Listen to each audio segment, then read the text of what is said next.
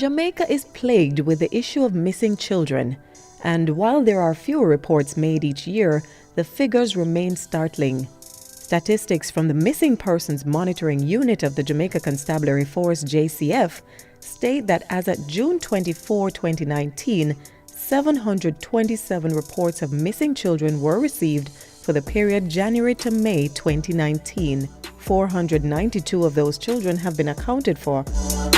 When children return, we often have an individual session with the child to find out what were the factors that led to them running away. Where did they go? What was the experience about? So that we can get an understanding of what is happening so that our interventions can be targeted to help the child. We help the child to identify possible consequences of running away. This is important to reduce the incidence of running away in the future.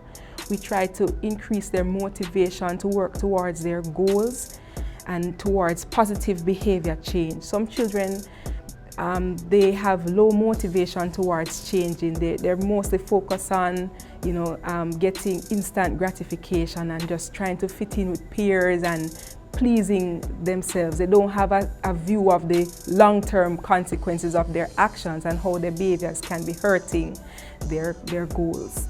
We also look at relationship factors between the parent and child. We can observe dynamics in communication, whether the parent is overbearing or whether the child is very disrespectful and there isn't a proper boundary between the parent and child. We try to address these matters by bringing attention to it and helping the parent work through better communication skills as well as the child. We also have parenting seminars and we talk about different topics such as how to have a good relationship with your child, alternatives to corporal punishment, the difference between discipline and punishment, and other important areas like stress management and so forth. We also have individual parenting consultations where we can address specific issues related to this family.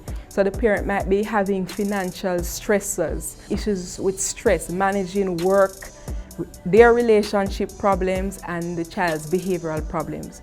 For children who are abducted, we take a victim-centered approach. We also connect them with service partners such as the Victim Services Division and also SISOCA so that the perpetrator can be dealt with. We sensitize the families and we help them to reintegrate with their families and help the families to be sensitive to the issue that is at hand. As children approach teenage years, they naturally gravitate more to their friends. But let your child know that even though you're their parent, you are their friend and they can approach you, you will listen, you will hear the story before you give a response. To the child who is thinking of running away, I would like to say, don't struggle on your own with your issues. If you're feeling stressed, if you're feeling overwhelmed, reach out to a trusted adult, principal, teacher, social worker, pastor. Find someone that you can trust and relate the issue to. Also, make use of your leisure activities, sports, music, writing. Find an outlet to express yourself so that you can release negative emotions. Parents, the most important thing that you can give to your child is your love and your presence, not your presents or gifts.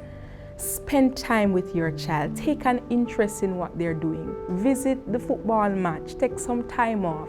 Visit the PTA meeting. Visit whatever it is that the child is a part of. Let them know that you care. You're their cheerleader, you're rooting for them, and you want the best for your child.